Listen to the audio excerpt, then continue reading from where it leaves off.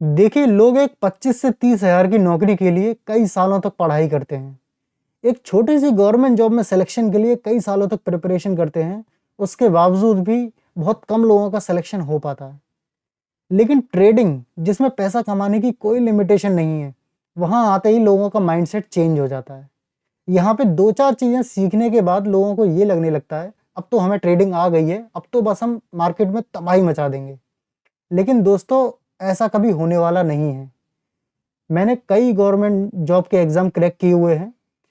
कई सालों से मैं ट्रेडिंग कर रहा हूँ। उसके बेस पे मैं पूरे कॉन्फिडेंस के साथ में आपसे ये बोल सकता हूँ कि ट्रेडिंग किसी भी गवर्नमेंट जॉब में सिलेक्शन लेने या फिर एक अच्छी प्राइवेट जॉब में सिलेक्शन लेने से कहीं ज़्यादा डिफ़िकल्ट काम है।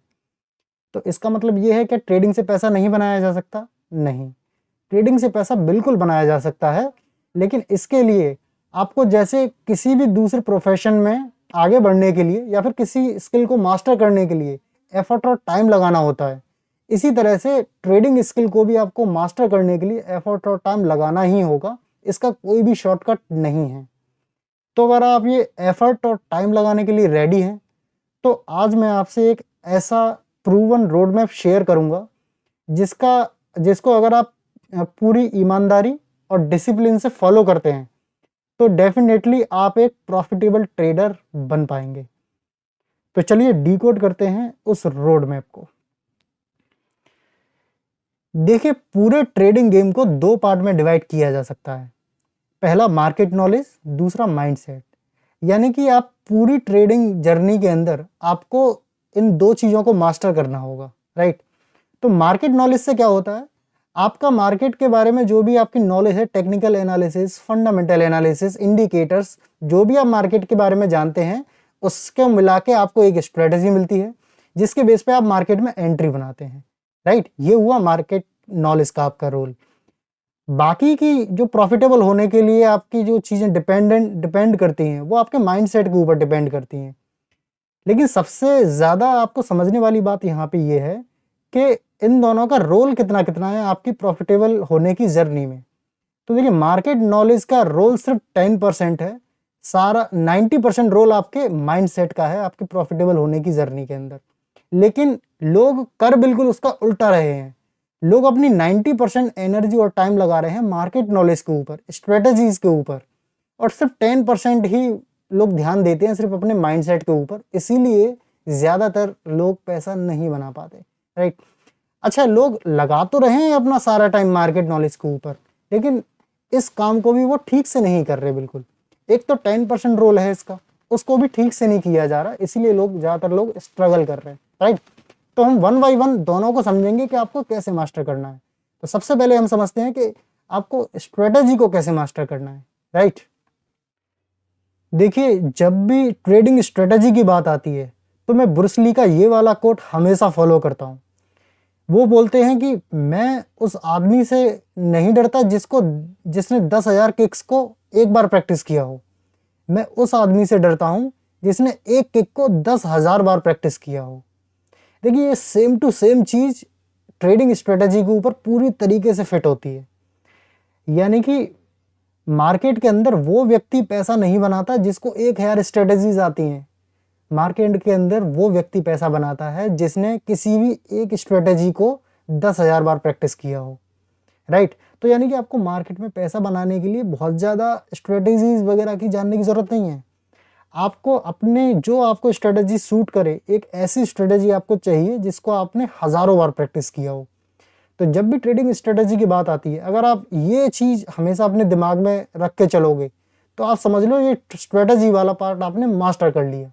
तो इस कोट को हमेशा आप याद रखना कि मेरे को सिर्फ एक स्ट्रेटजी चाहिए जिसको मैंने हज़ारों बार प्रैक्टिस किया हो। इस एक स्ट्रेटजी से ही आपका काम कंप्लीट हो जाएगा। अब उस एक स्ट्रेटजी तक आप पहुंचोगे कैसे, वो हम अब जानते हैं। देखिए, उस एक स्ट्रेटजी तक पहुंचने के लिए आपको कुछ स्टेप्स फॉलो करने होंगे। तो इन स्टेप्स को आपको एक बार अच्छे से समझना होगा, राइट? तो देखिए, पहला स्टेप क्या है? आपको मार्केट के जो भी बेसिक नॉलेज है वो आपको सिस्टमेटिक तरीके से लेनी है, ठीक है? अभी प्रॉब्लम क्या हो रही है ना, आप जैसे कुछ चीज़ें आप सीख लेते हो, टेक्निकल एनालिसिस की 4 चीज़ें सीख ली, फिर कहीं से कुछ देख लिया फिर सीख लिया आपने, ठीक है? कुछ फंडामेंटल एनालिसिस में कहीं से देख लिया, बाद में कहीं और से कुछ देख लिया और ट्रेडिंग लगातार आप कर ही रहे हो, ठीक है। तो ये तरीका गलत है। सबसे पहले बेसिक्स अपने क्लियर करिए स्टेप 1 में, ठीक है। तो आपको वो कैसे करने हैं, ठीक है। आप बिल्कुल यहाँ से स्टार्ट करिए, फॉरेक्स मार्केट होती क्या है। अब देखिए यहाँ पे मैं बताऊँ, मैं एक बिगिनर के पॉइंट ऑफ व्यू से बात कर रहा हूँ। इस पूरे रोड मैप के अंदर आप देख सकते हो आप कहाँ पर खड़े हुए हो, आप वहीं से स्टार्ट कर सकते हो फॉलो करना, राइट। तो अगर कोई स्टार्ट कर रहा है बंदा, तो उसके लिए ये पूरा रोड मैप मैंने बनाया है, आप देख लेना आप कहाँ फिट होते हो, राइट।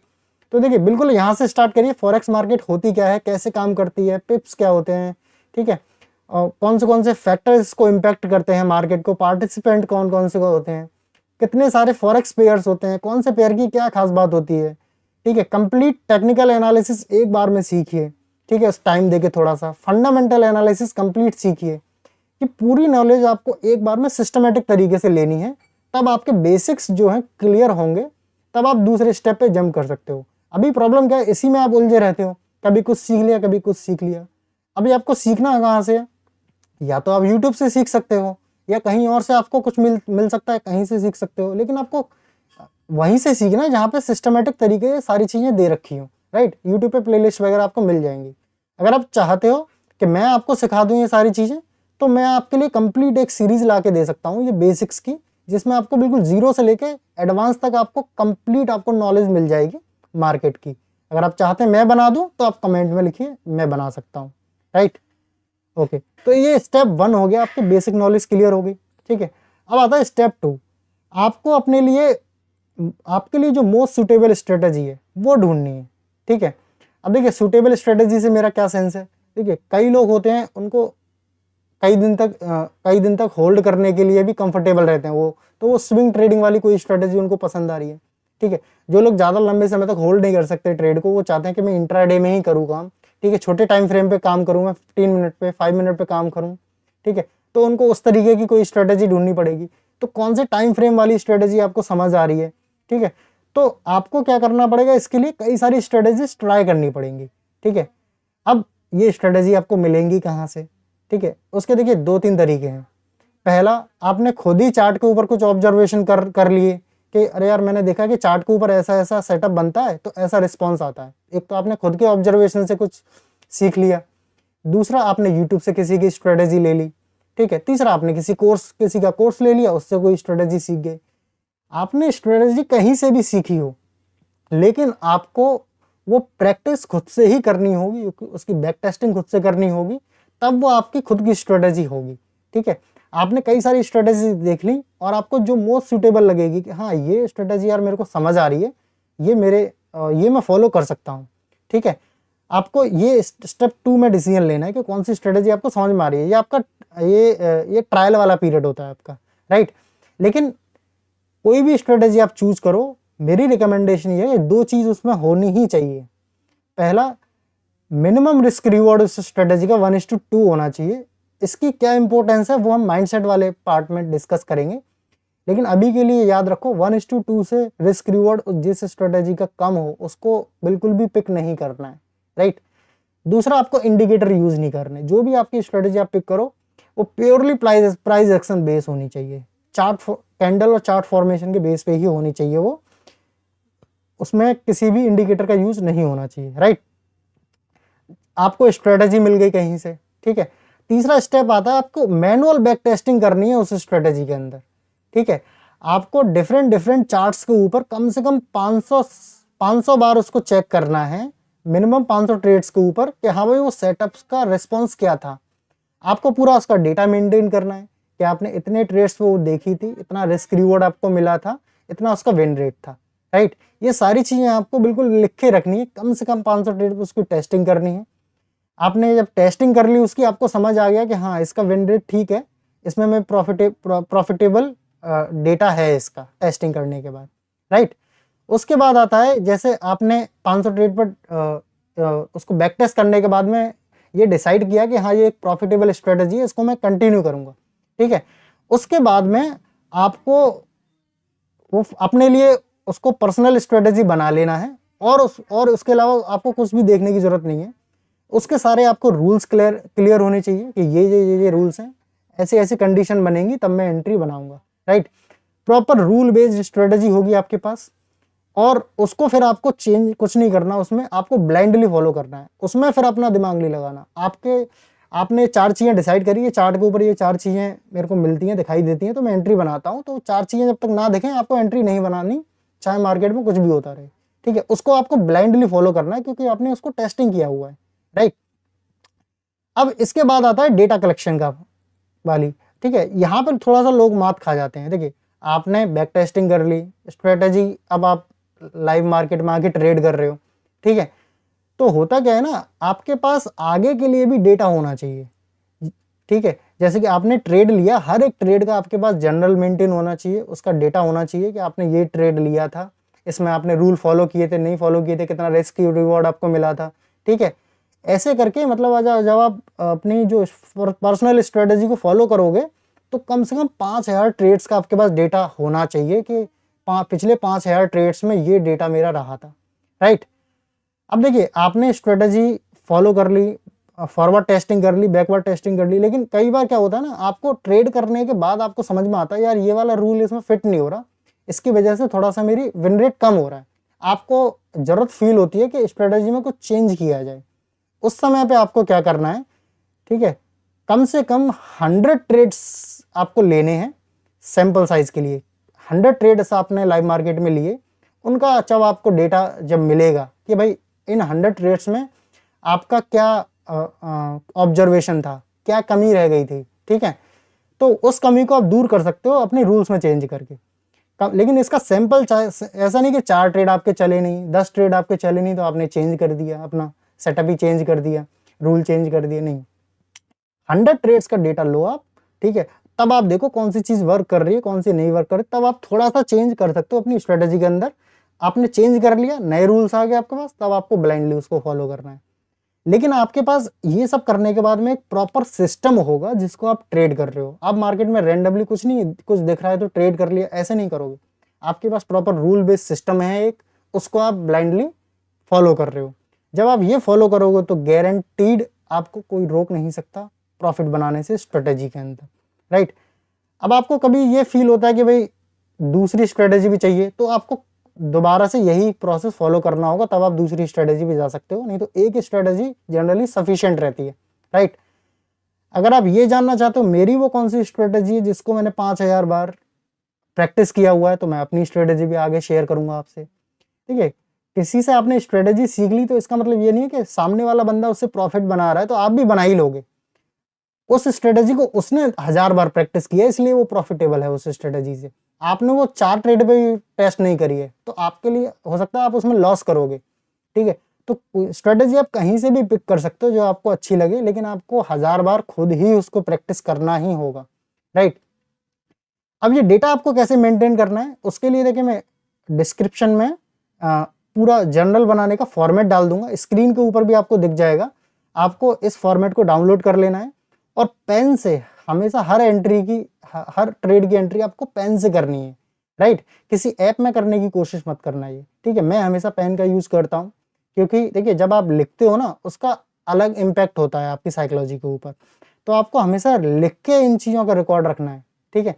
तो मैं फॉर्मेट प्रोवाइड कर दूंगा जिस फॉर्मेट में आप डायरेक्ट एंट्री कर सकते हो। तो मैं कुछ सैंपल आपको स्क्रीन पे शो कर दूंगा, वो आप देख सकते हो कैसे आपको ये करना है, ठीक है। जब ये पूरे स्टेप से आप गुजरोगे तो बिलीव मी आपका कॉन्फिडेंस बिल्कुल अलग लेवल पे होगा। जो आपके आसपास लोग ट्रेड कर रहे होंगे, ठीक है, आपको बिल्कुल ही फर्क नजर आएगा कि आप में और उनमें क्या फर्क है, राइट। जब ये इतना सारा काम कर लोगे तब आपका 10% काम जो मार्केट नॉलेज वाला था, स्ट्रेटेजी वाला, वो कंप्लीट होता है। अब आप मुझे जवाब दीजिए, क्या इतना सब लोग करते हैं, इतना एफर्ट कोई करता है इस 10% को मास्टर करने के लिए? कोई नहीं करता। बहुत कम लोग होते हैं जो इस तरीके से इसको मास्टर करते हैं और वही लोग प्रॉफिटेबल हो पाते हैं। इसलिए मैंने स्टार्टिंग में बोला था कि ट्रेडिंग में एफर्ट और टाइम दोनों लगाना होता है, वही लोग प्रॉफिटेबल हो सकते हैं। ये इतना कोई इजी टास्क नहीं है। मेरा सबको समझाने के बाद भी बहुत सारे लोग उसको नहीं कर पाएंगे, इसीलिए ज़्यादातर लोग प्रॉफिट नहीं बना पाएंगे, राइट। लेकिन आपको ये सब करना है, ठीक है, तब आपकी जर्नी एक सिस्टमेटिक जर्नी रहेगी और आप डेफिनेटली प्रॉफिटेबल ट्रेडर बनेंगे, राइट। अच्छा, मैं एक चीज़ और क्लियर कर दूं आपको यहाँ पे, ये जो मैंने डेटा बताया 5,000 ट्रेड्स और 100 ट्रेड्स, ये मैं इंट्राडे ट्रेडिंग के पॉइंट ऑफ व्यू से बात कर रहा हूँ, क्योंकि मैं 15 मिनट का चार्ट ट्रेड करता हूँ और दिन में जनरली मेरे 3 से 4 ट्रेड हो जाते हैं। तो ये उसके पॉइंट ऑफ व्यू से बात कर रहा हूँ मैं, वही लोग इतना डेटा मेंटेन कर सकते हैं। लेकिन अगर आप स्विंग ट्रेड करते हैं या फिर एक दिन में एक ही ट्रेड करते हैं, इस टाइप के आप ट्रेडर हो, तो ये नंबर ऑफ ट्रेडर्स आपके लिए कम भी हो सकते हैं, राइट। तो ऐसा कुछ नहीं कि इतना ही करना है आपको। आप देख लो कि आप जनरली वीक में या पर डे कितना ट्रेड करते हो, आपके हिसाब से कौन सा डेटा इसके रिस्पेक्ट में सही रहेगा, तो वो आप ले सकते हो। जनरली जो लोग इंट्राडे ट्रेड करते हैं वो उनके नंबर ऑफ ट्रेड ज़्यादा होते हैं, तो वो लोग इसको फॉलो कर सकते हैं, राइट।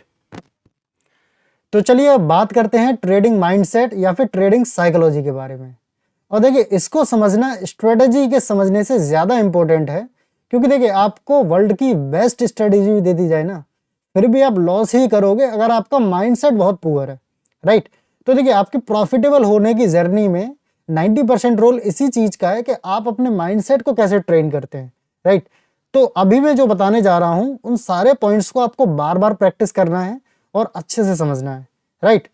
तो देखिए, माइंड सेट के अंदर हम सबसे पहले समझेंगे रिस्क रिवॉर्ड विन रेट और प्रोबेबिलिटी को, राइट। स्ट्रेटेजी आपके पास कोई भी हो, आपको उसका रिस्क किस तरीके से मैनेज करना है वो सेम ही रहेगा, राइट। तो देखिए, मैं जो रिस्क मैनेजमेंट खुद पर्सनली फॉलो करता हूँ मैं वही आपसे शेयर कर रहा हूँ, राइट, क्योंकि वही मेरे को अपने लिए भी बेस्ट लगता है और आपसे शेयर कर रहा हूँ तो आपके लिए भी मेरे को वही बेस्ट लगता है, राइट। मैं बहुत सिंपल रिस्क मैनेजमेंट फॉलो करता हूँ। ये सिंपल जरूर है लेकिन बहुत पावरफुल रिस्क मैनेजमेंट है। और मेरी फिलॉसफी खुद की यही है कि देखिए, ट्रेडिंग के अंदर जितना आप ट्रेडिंग को सिंपल रखोगे अपनी को, उतने ही आपके चांसेस हाई हो जाते हैं सक्सेसफुल होने के ट्रेडिंग के अंदर, राइट। तो देखिए, आपका जो भी अकाउंट साइज है, आप फंडेड अकाउंट में ट्रेड कर रहे हो या फिर खुद के कैपिटल से ट्रेड कर रहे हो, आपका जो भी अकाउंट साइज है उसका 0.5% से ज्यादा आपको पर ट्रेड रिस्क कभी नहीं लेना है, राइट। और देखिए, मैंने अपना फिक्स किया हुआ है, मैं हर ट्रेड में 0.5% रिस्क लेता हूं, ना उससे कम ना उससे ज्यादा। देखिए, आपको आप हो सकता है इससे थोड़ा सा कम सेट कर लें अपने लिए, कम कर सकते हो आप, ज्यादा नहीं कर सकते, लेकिन आपको रखना फिक्स है। आपको पर ट्रेड हमेशा फिक्स ही एसएल लेना है अपना, ना उससे ज्यादा ना कम। उससे होगा क्या ना, देखिए, अगर आप ऐसे सोचते हो कि नहीं ये ट्रेड तो मेरे को थोड़ा सा ज्यादा बेटर लग रहा है, इसमें तो थोड़ा सा रिस्क मैं ज्यादा ले लेता हूँ, ये ट्रेड थोड़ा सा हल्का लग रहा है और उतना कंफर्मेशन नहीं लग रहा, और ये कॉन्फिडेंस नहीं आ रहा, ये ट्रेड पे थोड़ा सा कम रिस्क लेता हूं मैं। तो देखिए, कम कॉन्फिडेंस वाली ट्रेड में एंटर ही क्यों करना है? आपको सिर्फ तभी एंटर करना है मार्केट के अंदर जब आपसे बिल्कुल ही ना रहा जाए, यार मेरा सेटअप एकदम परफेक्ट सेटअप बना है, अब तो मेरे को एंट्री लेनी ही होगी, तभी आपको एंट्री लेनी है, ठीक है। थोड़ा सा कम कंफर्मेशन वाले सेटअप पे आपको काम ही नहीं करना। तो इसलिए इसका कोई सवाल ही पैदा नहीं होता कि किसी ट्रेड पे आप कम रिस्क लेते हो, किसी पे ज्यादा रिस्क लेते हो, ये बिल्कुल पॉइंटलेस बात मेरे को लगती है, राइट। तो आपको फिक्स एसएल रखना है पर ट्रेड का, और 0.5% से ज्यादा नहीं रखना, राइट। अच्छा, प्रॉफिट टारगेट आपको कैसे लेना है? मैं पर्सनली मिनिमम 1:3 से कम पे प्रॉफिट बुक नहीं करता कभी भी। $50 का एसएल मैंने लिया है तो $150 मिलेंगे तो ही मैं एग्जिट करूंगा, वरना नहीं करूंगा। मैं पहले ही एनालिसिस करके एंटर करता हूं अपने स्ट्रेटेजी के अंदर। मैं एंट्री ही तब लूंगा मार्केट के अंदर जब मेरे को पहले से ही ये दिख रहा होगा चार्ट के ऊपर कि हाँ, इसमें 1:3 मिनिमम मुझे मिल सकता है। उससे ज्यादा मिले तो बढ़िया है, लेकिन मिनिमम 1:3 मेरे को चाहिए ही चाहिए, ठीक है। इसकी इंपॉर्टेंस हम थोड़ी देर में समझने वाले हैं, राइट। मैक्सिमम पर ट्रेड मैंने अपने लिए फिक्स किया हुआ है 5। तो देखिए, मैंने जैसा आपको बताया मैं 15 मिनट पे मैं काम करता हूँ, तो मेरे नंबर ऑफ ट्रेड कई बार 4 पे या 5 भी हो जाते हैं, उससे ज़्यादा मैं ट्रेड कभी नहीं लेता हूँ, फिर वो ओवर ट्रेडिंग जोन आ जाता है मेरे लिए, ठीक है। तो जनरली कम ही रहते हैं मेरे ट्रेड, 2 ट्रेड 3 ट्रेड रहते हैं, कभी कभार ज़्यादा नंबर ऑफ ट्रेड्स मेरे को मिल जाते हैं तो मैक्सिमम 5 तक जाता है, ठीक है। तो जो भी इंट्राडे ट्रेड्स करते हैं 5 मिनट का टाइम फ्रेम यूज़ करके, 15 मिनट का टाइम फ्रेम यूज़ करके, उनको कभी भी 5 ट्रेड से ज़्यादा नहीं लेते हैं, क्योंकि देखिए, मेरे को ऐसा लगता है कि आप 5 ट्रेड से ज़्यादा आपकी स्ट्रेटेजी ऐसी है कि नंबर ऑफ ट्रेड आपको ज़्यादा मिल रहे हैं, तो आपकी स्ट्रेटेजी में कुछ तो गड़बड़ है, ठीक है। क्योंकि कोई भी स्ट्रेटेजी अगर परफेक्ट अच्छी स्ट्रेटेजी है तो नंबर ऑफ ट्रेड्स उसमें कम ही मिलेंगे, क्योंकि वो कम बार बनेगा सेटअप। आपका सेटअप बार बार बन रहा है तो बहुत ही हल्की स्ट्रेटेजी है आपकी, आपको थोड़ा और रिफाइन करना होगा, क्योंकि आपका विन रेट बहुत कम हो जाएगा उससे।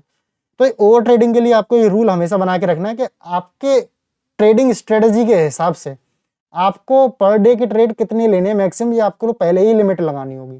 ठीक है, आप पर डे एक ट्रेड भी कर सकते हैं, पर डे 2 ट्रेड का भी लगा सकते हैं। तो आपको अपनी एक लिमिट सेट करनी होगी। मैंने हायर लिमिट बता दी, 5 से ज़्यादा किसी भी स्ट्रेटेजी में नहीं जाना आपको, राइट। देखिए, क्योंकि मैं मिनिमम 1:3 रिस्क रिवॉर्ड पे काम करता हूँ, तो जैसे ही मेरा ट्रेड चलता है मेरे डायरेक्शन के अंदर और जैसे ही वो 1:2 पहुँचता है, तो मैं अपना जो SL है वो शिफ्ट करके कॉस्ट पे लगा देता हूँ। अब उसमें ट्रेड में मेरे को लॉस नहीं हो सकता, या तो 1:3 मिनिमम मिलेगा मुझे, या फिर मेरा कॉस्ट टू कॉस्ट हिट हो जाएगा, मैं एग्जिट कर जाऊंगा ब्रेक इवन पे, राइट। तो ये मैं रूल फॉलो करता हूँ। इसके अलावा मैं कोई दिमाग नहीं लगाता ट्रेडिंग के अंदर अपनी। ठीक है, मेरा रिस्क पर ट्रेड फिक्स है, मेरा टारगेट बिल्कुल फिक्स क्लियर है मेरे दिमाग में। ठीक है, नंबर ऑफ ट्रेड्स मेरे बिल्कुल क्लियर हैं, और मेरा कब मेरे को SL शिफ्ट करना है ये मेरे को क्लियर है। तो मेरे को कभी भी कोई कंफ्यूजन नहीं होता अपनी ट्रेडिंग के अंदर कि यार अब ये करूं या वो करूं। ठीक है, कोई पॉइंट ही नहीं है, क्योंकि सारे रूल्स एकदम क्लियर है। तो आपको इसी तरीके से अपनी ट्रेडिंग को ऑर्गेनाइज करना है कि आपके दिमाग में कंफ्यूजन किसी भी पॉइंट पे नहीं होना चाहिए। जितना क्लियर सिस्टम, उतनी ज़्यादा हाई प्रोबेबिलिटी प्रॉफिटेबल होने की, राइट। तो देखिए, अब थोड़ा सा रिस्क रिवॉर्ड के गेम को समझते हैं। देखिए, अब जो चीज़ मैं समझाने जा रहा हूं, अगर देखिए मैं ये कहता हूं कि हमेशा ट्रेडिंग के अंदर अगर कोई मैजिक है तो वो ये चीज है मैजिक। इसको मैं मैजिक समझता हूं। जो बंदा इस चीज को समझ गया वो समझ लिया 50% ट्रेडिंग को समझ गया कि भाई ट्रेडिंग एक्चुअली में है क्या चीज। मैंने स्टार्टिंग में आपको बताया था कि कोई भी स्ट्रेटेजी आप चूज करो, मिनिमम रिस्क रिवॉर्ड आप 1:2 रखना, वो मैंने इसलिए बोला था। अब देखिए यहाँ पे इसकी इंपॉर्टेंस समझते हैं। देखिए, अगर ये यहाँ पे लेफ्ट साइड में रिस्क रिवॉर्ड लिखे हुए हैं कि आपका रिस्क रिवॉर्ड अगर इतना है, और ऊपर लिखे हुए परसेंटेज के आपको अगर इतना रिस्क रिवॉर्ड है तो प्रॉफिटेबल होने के लिए आपको कितना परसेंटेज विन रेट चाहिए। ठीक है, लेट्स से आपका 1:1 का रिस्क रिवॉर्ड है, आप जितना रिस्क लेते हो उतना ही आप टारगेट लेते हो। तो देखिए 50% पे आपको ब्रेक इवन आएगा, 60% आपको एक्यूरेसी चाहिए, यानी कि 10 में से आपके 6 ट्रेड चलने चाहिए, 4 ट्रेड में आपका लॉस भले ही हो जाए, तब आप प्रॉफिटेबल होगे, राइट। अगर यही आप 1:2 रिस्क रिवॉर्ड पे काम करते हो तो आपको सिर्फ 40% विन रेट चाहिए प्रॉफिटेबल होने के लिए, यानी कि 10 में से सिर्फ 4 बार ही आपको राइट होना है, तो आप अल्टीमेटली 10 ट्रेड के बाद प्रॉफिटेबल हो जाओगे। यही आप रिस्क रिवॉर्ड 1:3 रखते हो तो सिर्फ आपको 30% एक्यूरेसी चाहिए, 1:4 पे 20% पे ब्रेक इवन आ जाता है। ठीक है, थोड़ा सा भी उससे ज़्यादा जाएंगे तो प्रॉफिटेबल हो जाएंगे। ठीक है, तो देखिए ये सारा खेल इसी चीज़ का है कि आप कैसे कर रहे हो।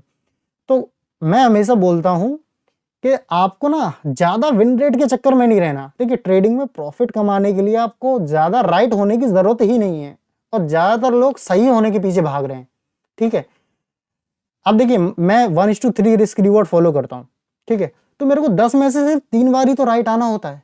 ठीक है, अगर मैंने स्ट्रेटेजी को इतना प्रैक्टिस किया हुआ है तो क्या मैं 30% एक्यूरेसी नहीं ला सकता? 10 में से 3 ट्रेड में सही नहीं कर सकता अपनी? डेफिनेटली कर सकता हूँ। तो मुझे हर बार राइट क्यों आना है? ठीक है, मेरे पास कोई प्रेशर ही नहीं है राइट आने का, क्योंकि मुझे पता है 10 ट्रेड करूंगा तो कोई सी भी 3 राइट जानी ही जानी है मेरी, तो मेरे को कोई प्रेशर नहीं है। अभी क्या कर रहे हो आप लोग कि आप लोग इसको परसेंटेज को, ये विन रेट को बहुत चेंज कर रहे हो। ठीक है, लोग यूट्यूब पे ढूंढते रहेंगे 90% एक्यूरेसी वाली स्ट्रेटेजी, 80% एक्यूरेसी वाली, कोई कोई तो नो लॉस स्ट्रेटेजी चाहिए, किसी किसी की तो 100%। उसमें देखिए प्रॉब्लम क्या होती है, उससे आपका माइंडसेट कैसे खराब होता है। आप मान लीजिए 80% एक्यूरेसी वाली किसी विन रेट के चक्कर में पड़े हुए हो। ठीक है, कि 80% चाहिए, 10 ट्रेड आपको करनी है, तो मान लीजिए 2 ट्रेड पहले ही आपके गलत चले गए, तो आपको 8 ट्रेड लगातार आपको सही करने हैं। तो माइंड के ऊपर क्या होता है, एक प्रेशर क्रिएट हो रहा है सही होने का बार बार। इसमें होगा क्या, जब भी आपको लॉस होगा आपका माइंडसेट खराब होगा। ठीक है, आप पैनिक मोड में आ जाओगे, आप ओवर ट्रेडिंग करोगे, आप रिवेंज ट्रेडिंग करोगे। ये सारी चीजें इसलिए क्रिएट होती हैं क्योंकि आपके ऊपर राइट होने का प्रेशर बहुत ज्यादा है। ठीक है, और मेरे ऊपर कोई राइट होने का प्रेशर नहीं होता कभी भी, क्योंकि मेरे को तो 7 बार मैं तो रेडी बैठा हूँ कि 7 बार मेरा गलत एसएल हिट हो ही जाए, 7 बार कोई दिक्कत नहीं है मेरे को तो कोई से भी 3 ट्रेड निकालने हैं अपने, वो मैं निकाल दूंगा। ठीक है, तो इसीलिए रिस्क रिवॉर्ड में बोलता हूँ कि मिनिमम रिस्क रिवॉर्ड 1:3 रखने की कोशिश करो हमेशा। ठीक है, उससे ज्यादा इंट्राडे में थोड़ा सा मुश्किल हो जाता है करना, स्विंग ट्रेड वाले 1:5 तक भी जा सकते हैं, लेकिन इंट्राडे में 1:3, देखिए मैं काम कर रहा हूँ इंट्राडे में करता हूँ मोस्टली, और 1:3 बिल्कुल ही अचीवेबल टारगेट है, मैं बड़ी आसानी से ही अचीव करता हूँ उसको, ठीक है। तो 1:3 रखे तो बहुत बढ़िया, लेकिन मिनिमम 1:2 रखिए, जिससे क्या हो ना 10 में से आपके पास ये कामनेस रहेगी माइंड के अंदर हमेशा कि 10 में से सिर्फ 4 ही ट्रेड तो अच्छे करने हैं, मुझे अपने सेटअप का अच्छे से अच्छे सेटअप का वेट करना है बस, और 4 ट्रेड मुझे अच्छे चाहिए। तो ट्रेडिंग मतलब स्ट्रेटजी कोई भी हो आपकी, 1:2 से रिस्क रिवॉर्ड आपको किसी भी कीमत पे कम नहीं रखना है, ये बात ध्यान रखनी है आपको। तो देखिए अब ये थोड़ी बेसिक सी चीज़ है, लेकिन मैं शेयर कर देता हूँ। जैसे कि अब मैं जो यूज़ करता हूँ, जैसे कि मान लीजिए आपका 10K का फंडेड अकाउंट है, ओके, तो 0.5% इसका $50 हुआ, तो पर ट्रेड मेरा रिस्क हो गया $50। मान लीजिए 10 ट्रेड मैंने किए और 10 ट्रेड में मेरा $350 का लॉस गया, और मेरे सिर्फ 3 ट्रेड ही मेरे डायरेक्शन में गए, और 1:3 मैंने बुक किया, 50 की जगह $150 बुक किए, और $450 का मैंने प्रॉफिट किया। तो 100 ट्रेड जब मैंने करे तो मेरे को $100 का प्रॉफिट हुआ, जबकि मैं 10 में से 7 बार गलत हुआ हूं, फिर भी मैं प्रॉफिटेबल हूं। जब इस चीज को आप समझ जाओगे तो आपके अंदर एक मेंटल कामनेस आएगी और आपकी ट्रेडिंग के अंदर एक स्टेबिलिटी आएगी, राइट। तो इसको कभी भी नेग्लेक्ट नहीं करना। रिस्क रिवॉर्ड की पावर को जिस दिन आप समझ गए तो आधा गेम तो आपने वैसे ही मास्टर कर लिया इसका, राइट। आई होप आपको रिस्क मैनेजमेंट बहुत क्लियरली समझ में आया होगा, ठीक है। अब थोड़ा सा हम प्रोबेबिलिटी को समझते हैं, ठीक है। कोई भी मार्केट है, फॉरेक्स मार्केट एक ऐसी चीज है, देखिए कोई भी बंदा दुनिया में ये बता नहीं सकता कि अब मार्केट में ये होने वाला है, 100% नहीं बता सकता, ठीक है। हमेशा प्रोबेबिलिटी होती है कि भाई चांस है, ऐसा भी हो सकता है, ठीक है, ऐसा होने के ज्यादा चांस है, ऐसा होने के कम चांस है। तो हमेशा आपको प्रोबेबिलिटी के बारे में सोचना है कि मार्केट कभी भी निश्चित तौर पे एक डायरेक्शन में जाएगी, ऐसा कोई बंदा नहीं है जो बता सके, ठीक है। हमेशा 50-50 चांस होते हैं कि भाई ऐसा भी हो सकता है, ऐसा कितना भी श्योर हो जाओ आप, आप जो सोच रहे हो उसका अपोजिट कभी भी मार्केट में हो सकता है, राइट। तो आपको बस प्रोबेबिलिटी में सोचना है कि जो मेरी ट्रेडिंग स्ट्रेटेजी है, ठीक है, मेरे को बस 30% प्रोबेबिलिटी चाहिए मेरी डायरेक्शन में जाने की, फिर मेरे को 50% भी नहीं चाहिए, ठीक है। मैंने जो मेरा सेटअप बना, मैंने एंट्री ली, तो मेरे को सिर्फ 30% चांस चाहिए कि 30% चांस है कि ये जाएगा मेरी डायरेक्शन में, नहीं जाएगा तो कोई बात नहीं, ठीक है, अगली बार फिर दोबारा एंट्री लेंगे, अगली बार फिर एंट्री लेंगे। तो ऐसे करके जब आप मल्टीपल एंट्री लेंगे तो आप ओवरऑल जब देखेंगे तो आप समझ जाएंगे कि हाँ मेरी जो स्ट्रेटेजी है, हाँ 30% टाइम तो वर्क कर ही जाती है, 30-40% टाइम। ये तो मैंने 30% एक्यूरेसी की बात करी। इसी स्ट्रेटेजी के अंदर 1:3 के अंदर अगर आप 40% अगर विन रेट पे आ जाओ प्रैक्टिस करते करते, ये प्रॉफिट बहुत ज़्यादा तेजी से बढ़ता जाता है। 50% एक्यूरेसी पे तो मतलब आपका अकाउंट किस स्पीड से बढ़ेगा यू कांट इमेजिन, ठीक है। तो इसलिए इसको कभी भी नेग्लेक्ट नहीं करना, इसके गेम को अच्छी तरीके से आपको मास्टर करना है, रिस्क रिवॉर्ड को, ठीक है। तो आई होप आपको रिस्क मैनेजमेंट पूरा क्लियर हो गया होगा। तो चलिए नेक्स्ट पॉइंट को समझते हैं। नेक्स्ट पॉइंट है trade for loss and trading for profit. तो देखिए ये एक ऐसा पॉइंट है, अगर इसको आपने डीपली समझ लिया तो आपके ट्रेडिंग से रिलेटेड जितने भी फियर्स हैं वो गायब हो जाएंगे, ओवर ट्रेडिंग गायब हो जाएगी, और आपको ट्रेड को होल्ड करने में जो डर लगता है वो भी आपका पूरी तरीके से गायब हो जाएगा। ये एक मेरे मेंटोर ने मेरे को सिखाया था, तब से लेकर आज तक मैं इसको फॉलो करता हूँ। अब तो ये खैर काफ़ी पॉपुलर हो चुका है यूट्यूब के ऊपर, शायद आपने सुना भी होगा, लेकिन आपको फॉलो किस तरीके से करना ये थोड़ा सा समझते हैं। देखिए आपको ओवरऑल ट्रेडिंग जो करनी है वो प्रॉफिट के लिए करनी होती है, लेकिन पर्टिकुलर कोई ट्रेड आप जब लेते हो उसका रिजल्ट क्या होने वाला है, इसके आउटकम से आपके ट्रेडिंग का कोई लेना देना नहीं होना चाहिए। इसको इस तरीके से समझते हैं कि मैं कैसे इसको इंप्लीमेंट करता हूं, उसको थोड़ा सा समझना है आपको। देखिए मैं ट्रेड जब मेरा सेटअप बन गया, अब मैं उस सेटअप में एंट्री लेने से पहले ये सोचूंगा कि मेरे को $50 का ऐसा लेना है, क्या ये सेटअप ऐसा है जो इसमें मेरे को $50 में देने के लिए रेडी हो जाऊं मार्केट को। अगर जवाब है हाँ, तभी मैं उस ट्रेड में एंटर करूंगा, अदरवाइज एंटर नहीं करूंगा। यानी कि मैं पहले से ही ये मान के चल रहा हूं कि मुझे इस ट्रेड में लॉस ही होगा, मेरे को राइट आना ही नहीं है, क्योंकि मैंने ये पहले से ही मेरे को पता है कि 10 में से मेरे को सिर्फ 3 बार ही राइट होना प्रॉफिटेबल होने के लिए। तो इस ट्रेड में क्या होने वाला है उससे मतलब नहीं है मुझे। लेकिन अगर मैं ये मान के एंटर करता हूँ कि मेरे को तो जो है देना है मार्केट को ये $50, उससे होगा क्या, जब वो ट्रेड मेरे फेवर में नहीं जाएगा, मान लीजिए मेरी डायरेक्शन के अगेंस्ट जाने लगेगा, तो मैं बिल्कुल पहले से ही प्रिपेयर्ड हूँ कि मेरे को तो लॉस ही चाहिए था, कोई दिक्कत नहीं, मेरे को प्रॉफिट चाहिए ही नहीं था इस ट्रेड से। एसएल हो गया, कोई बात नहीं, दूसरा ट्रेड लिया, उस वही मेरी डायरेक्शन में नहीं गया, एसएल हो गया, कोई दिक्कत नहीं। मैंने तो ये मान के ही ट्रेड में एंटर किया था कि मेरे को तो लॉस ही चाहिए। लेकिन जब वो मेरे फेवर में गया तब भी मेरे को कोई फर्क नहीं है। मैं उस समय क्या बोलूंगा, मैं खुश नहीं होने वाला, ना मैं लॉस में जाने पे डरने वाला, ना फेवर में जाने से बहुत ज्यादा उछलने वाला, क्योंकि मैं तो अब ये सोचूंगा यार मैं तो लॉस के लिए ट्रेड कर रहा था, ये तो प्रॉफिट में जा रहा है तो बढ़िया, कोई दिक्कत नहीं, या तो वापस। तो अब प्रॉफिट में जब जाएगा तो अब मेरा माइंडसेट क्या बोलेगा मेरे को, अब या तो 1:3 देखे जा, ठीक है, या फिर जो मैंने $50 डिसाइड किया उसको लेके जा, ठीक है।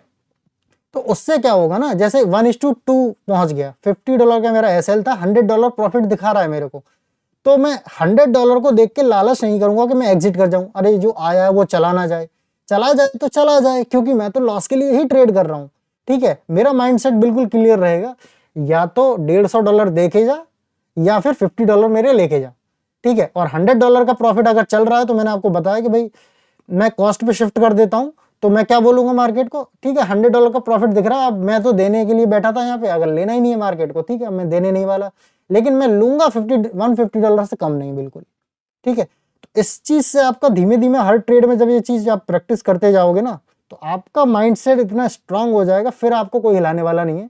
लॉस होता रहे, प्रॉफिट हो रहा है, आपको कोई फर्क नहीं पड़ेगा। ओवरऑल जब आप अपनी ट्रेडिंग का रिजल्ट देखोगे, ठीक है, 100 ट्रेड्स के बाद में, 200 ट्रेड्स के बाद में, तो आपको दिखेगा कि आपने एक अच्छा खासा प्रॉफिट बना लिया है, राइट। तो इस चीज को हमेशा ध्यान रखना है, trade for loss, trading for profit, ठीक है। एंटर तभी करना है किसी ट्रेड के अंदर जब आप रेडी हो, वो जितना आपने रिस्क लिया उसको देने के लिए रेडी हो, आपको करना ही लॉस के लिए ट्रेड है, ठीक है। तो नंबर ऑफ ट्रेड जब आप करोगे तो ओवरऑल आपकी ट्रेडिंग प्रॉफिट में ही जाएगी, ये मेरी गारंटी है, राइट। तो चलिए नेक्स्ट पॉइंट समझते हैं। तो अगला पॉइंट है, anything can happen, every moment of the market is unique. देखिए, आपने एक सेटअप सीख लिया, आपका एक परफेक्ट सेटअप बन गया, कितना भी परफेक्ट सेटअप बन जाए वो कभी भी फेल हो सकता है। देखिए, ऐसा होता किस लिए है कि देखिए आपने कोई सेटअप पहले देखा था कि ऐसे ऐसे बना था, और बिल्कुल ये मैंने देखा, कई बार देखा है, बहुत बढ़िया चलता है ये, ठीक है। और अभी जब आपका वही सेटअप बन गया तो आपका मन करेगा यार अब तो ज्यादा रिस्क ले लूं, अब तो यार ये चलेगा ही चलेगा, अब तो ऐसा ही होगा, ठीक है। लेकिन ऐसा कोई जरूरी नहीं है, क्योंकि देखिए मार्केट का हर मूवमेंट यूनिक होता है। किस तरीके से यूनिक होता है, देखिए जब भी वो चार्ट पैटर्न बना था पहले, तो जो वो चार्ट पैटर्न जिन ट्रेडर्स ने क्रिएट किया था, ठीक है, वो ट्रेडर्स अलग थे। अभी जो आप देख रहे हो चार्ट के ऊपर वही चार्ट पैटर्न है, लेकिन अभी जो ट्रेडर जिन ट्रेडर्स ने वो क्रिएट किया है वो ट्रेडर्स अलग हैं। उनकी क्या पावर है, कहाँ तक इसको लेके जाना चाहते हैं, अपोजिट में कौन से ट्रेडर उनके ट्रेड कर रहे हैं, ठीक है। तो हर बार नंबर ऑफ ट्रेडर्स अलग होते हैं उस चार्ट पैटर्न को क्रिएट करने वाले, इसलिए आउटकम भी हमेशा अलग हो सकता है। बस एक प्रोबेबिलिटी होती है कि पहले ऐसा 10 बार ये सेटअप बना था तो 4-5 बार इसने काम किया था, तो अभी भी वही प्रोबेबिलिटी है। मैं कहूंगा अगर ऊपर वाला भी आपको आके बैठ जाए और बताने लग जाए ना कि भाई ये वाला सेटअप है, अब ये काम करेगा ही करेगा, तब भी आपको अपने रिस्क मैनेजमेंट से नहीं हिलना, क्योंकि मार्केट का हर मोमेंट यूनिक होता है, कुछ भी कभी भी मार्केट में हो सकता है। आप कितनी भी श्योरिटी आपके पास आ जाए, कितनी भी इंफॉर्मेशन आ जाए, फिर भी मार्केट में कभी भी कुछ भी हो सकता है, क्योंकि कौन से लोग उस समय पे ट्रेड कर रहे हैं वो उसके ऊपर डिपेंड करता है कि उस मोमेंट में किस तरीके का मूव आने वाला है। आपको अपने सिर्फ आपका जो प्लान है आपको सिर्फ उसी को फॉलो करना है ब्लाइंडली, ठीक है। तो आपको इस पॉइंट को हमेशा याद रखना है कि मार्केट का एवरी मूवमेंट यूनिक होता है, कोई भी इसमें कभी भी कुछ भी हो सकता है, क्योंकि जो ट्रेडर्स हैं हमेशा बदलते रहते हैं, ठीक है। तो इसी से ये पॉइंट निकल के आता है कि nobody can predict the market, ठीक है। जैसा कि मैंने बताया कि दुनिया में ऐसा कोई नहीं है जो एग्जैक्टली 100% हर बार ये बता सके कि मार्केट में ऐसा होगा, कोई बता ही नहीं सकता, पॉइंट ही नहीं है। क्योंकि मैंने जैसा कि आपको बताया कि हमेशा नए नए ट्रेडर्स आते रहते हैं जाते रहते हैं, नए नए बड़े बड़े इंस्टीट्यूशन आते रहते जाते रहते हैं मार्केट में। किसकी कितनी पावर है, ऊपर ले जाने वाले जो ट्रेडर्स हैं उनकी पावर ज़्यादा है इस समय, या फिर नीचे सेल करने वालों की ज़्यादा है, वो सब चीज़ें बदलती रहती हैं। तो इसलिए मार्केट का एवरी मूवमेंट यूनिक होता है, इसलिए कोई भी ऐसा बंदा नहीं है जो ये 100% हर बार प्रेडिक्ट कर सके कि मार्केट में अब ऐसा ही होगा, क्योंकि मार्केट एक प्रोबेबिलिटी का गेम है, सर्टेनिटी का गेम ये है ही नहीं, ओके, इसलिए आपको अपने प्लान से नहीं हिलना है, आपको प्रोबेबिलिटी पे ही काम करना है कि मेरे को तो जो है, मेरे को मतलब नहीं है कि परफेक्ट सेटअप बना है या नहीं बना है, कौन मेरे से क्या कह रहा है, मेरे को ये पता है कि 10 में से 3 बार राइट होना है, दैट्स इट। मेरे को दिमाग ही नहीं लगाना और कोई, ठीक है। मार्केट में मेरे साइड में जाए बढ़िया, मेरे साइड में ना जाए तो कोई दिक्कत नहीं है, अगली बार मैं फिर दोबारा से इसी सेटअप पे काम करूंगा। तो आपको इसी माइंडसेट से चलना है, कभी भी कितना भी बढ़िया सेटअप बन जाए, अपने रिस्क मैनेजमेंट से आपको नहीं हिलना है, राइट। फाइनल पॉइंट में जो बोलूंगा वो है टेकिंग द कंप्लीट रिस्पॉन्सिबिलिटी। देखिए होता क्या है ना कि कोई एक ट्रेडर है, उसके 4 ट्रेड गलत चले गए, ठीक है, सबको क्या बोलता फिरेगा, यार मार्केट ना साइडवेज चल रही है, यार मार्केट यार खराब चल रही है, इस समय पता नहीं है मार्केट यार बहुत वॉलेटाइल है, मार्केट में ऐसा ऐसा हो रहा है, ठीक है, यार मेरा किसी ने मूड खराब कर दिया था, उस चक्कर में यार उस दिन बहुत लॉस हो गया, अगर मेरा मूड सही होता है ना उस दिन बहुत बढ़िया प्रॉफिट करता हूँ मैं। मतलब हर बार अपनी गलती को किसी, कभी मार्केट के ऊपर रख देना, कभी दोस्त के ऊपर रख देना, कभी फैमिली के ऊपर रख देना, अपने जो एनवायरनमेंट है उसके ऊपर रख देना, ठीक है, ये सब आपको नहीं करना है, ठीक है। ट्रेडिंग के अंदर जो भी डिसीजन लेते हो वो आप लेते हो, हर डिसीजन आपका कॉन्शियस डिसीजन होना चाहिए, हर डिसीजन की आपको रिस्पॉन्सिबिलिटी लेनी होगी। जो भी आप ट्रेड करते हो उसकी रिस्पॉन्सिबिलिटी आपकी है, लॉस होता है प्रॉफिट होता है वो आपने कॉन्शियसली आपने लिया है, तो अपनी ट्रेडिंग की कंप्लीट रिस्पॉन्सिबिलिटी हर केस में आपको लेनी होगी। मार्केट में भूचाल आ जाए, कुछ भी हो जाए, मार्केट क्रैश हो जाए, आपने अपनी ट्रेडिंग के अंदर लॉस हुआ प्रॉफिट हुआ उसकी रिस्पॉन्सिबिलिटी आपकी है, ये ब्लेम देना आपको छोड़ना होगा कि उसकी वजह से ये चीज आपके माइंडसेट को बहुत खराब करती है। जब आप हर चीज की रिस्पॉन्सिबिलिटी लेने के लिए रेडी हो जाते हो कि जो भी होगा आउटकम वो मेरी जिम्मेदारी है, जिस जिस वक्त आप ये सोचते हो उस वक्त आपके डिसीजन बहुत ही मेच्योर डिसीजन होंगे, कॉन्शियस डिसीजन होंगे, और आप रैंडमली कोई भी डिसीजन नहीं लोगे ट्रेडिंग के अंदर, ठीक है। जब आप रिस्पॉन्सिबिलिटी से भागने लग जाते हो, दूसरे चीजों के ऊपर, फैक्टर्स के ऊपर उसकी रिस्पॉन्सिबिलिटी डालते हो अपनी लॉस की, तो वहां से आपको एक बहाना मिल जाता है कि अपने रिस्क मैनेजमेंट को तोड़ दो और ओवर ट्रेडिंग कर लो, ठीक है, बड़ा बड़ा लॉस ले लो। तो वो आपको शुरुआत से ही कंप्लीट रिस्पॉन्सिबिलिटी, आपको लॉस हो रहा है प्रॉफिट हो रहा है, आपकी रिस्पॉन्सिबिलिटी है कि आपकी ट्रेडिंग के अंदर क्या चल रहा है, किसी दूसरे का उसमें कोई भी रोल नहीं है, राइट। तो ये पॉइंट हमेशा आपको याद रखना है। तो जब आप ये सारी चीजें मिला दोगे, स्ट्रेटेजी का मैंने बता दिया, माइंडसेट का, रिस्क मैनेजमेंट का बता दिया, जब आप ऐसा बना दोगे तो आपके पास एक proper defined rule based system होगा एक समय के बाद में, जब आप धीमे धीमे धीमे ये सारी चीजों को मास्टर करेंगे तो एक ऐसा ट्रेडिंग सिस्टम होगा आपके पास जिसको आप हमेशा लाइफ टाइम ट्रेड कर सकते हो। और देखिए फाइनल में वर्ड से ये बोलूंगा, देखिए मैं आज तक जिंदगी में एक भी ऐसे ट्रेडर से नहीं मिला जिसने लॉस किया हो और उसके पास कोई एक प्रॉपर ट्रेडिंग सिस्टम हो, मतलब वो फेल हुआ ट्रेडिंग के अंदर और उसके पास एक प्रॉपर ट्रेडिंग सिस्टम था फिर भी वो फेल हुआ, नहीं मिला। मैं जितने भी लोगों से मैं मिलता हूँ वो सारे रैंडमनेस से ट्रेड कर रहे हैं, उनके पास कोई रूल्स की क्लैरिटी नहीं है, ठीक है, तो उनके पास कोई भी सिस्टम नहीं होता। और मैं एक भी ऐसे बंदे से भी नहीं मिला जिसने कंसिस्टेंटली प्रॉफिटेबल ट्रेडिंग करी हो और उसके पास कोई भी एक सिस्टम ना हो जिसको वो ट्रेड कर रहा हो, रूल बेस्ड सिस्टम ना हो। तो यानी कि की यही है आपको एक ऐसा system, rule based system clear करना है जिसमें आपको बार बार दिमाग लगाने की जरूरत ना हो। जैसे एक बार आप बाइक चलाना सीख लेते हैं फिर आपका सबकॉन्शियस माइंड उस बाइक को चलवाता है आपसे, इसी तरीके से एक बार आप कोई भी सिस्टम को सीख लेते हैं, बहुत बार उसे प्रैक्टिस कर लेते हैं, तो आप ट्रेडिंग करते ही नहीं हो, ट्रेडिंग ऑटोमेटिकली होती है। चार्ट के ऊपर बैठे हो आपको दिखेगा सेटअप, ऑटोमेटिकली एग्जीक्यूट होगा आपके हाथों से, आपको हर बार सोचने की जरूरत नहीं है, ऑटोमेटेड ट्रेडिंग हो जाएगी आपकी बाइक की तरह। जैसे बाइक चलाते हो, कार चलाते हो, एक बार सीखने के बाद में दिमाग नहीं लगाना होता है, अपने आप चलती है, ठीक है, ऐसे ही ट्रेडिंग हो जाएगी आपकी। जब तक ये रैंडमनेस आपके साथ रहेगी, जब तक कि आप ये इस तरीके से अपनी ट्रेडिंग को सिस्टमेटिक तरीके से नहीं लेके आओगे, राइट। तो आई होप आपको मजा आया होगा पूरा रोड मैप जान के। अगर कहीं भी कोई भी डाउट रह गया हो तो कमेंट में लिखिएगा, मैं उसको क्लियर करूंगा पूरी वीडियो से रिलेटेड। तो चलिए नेक्स्ट वीडियो में फिर से मिलेंगे, तब तक देखते रहिए डिकोडिंग फॉरेक्स हिंदी।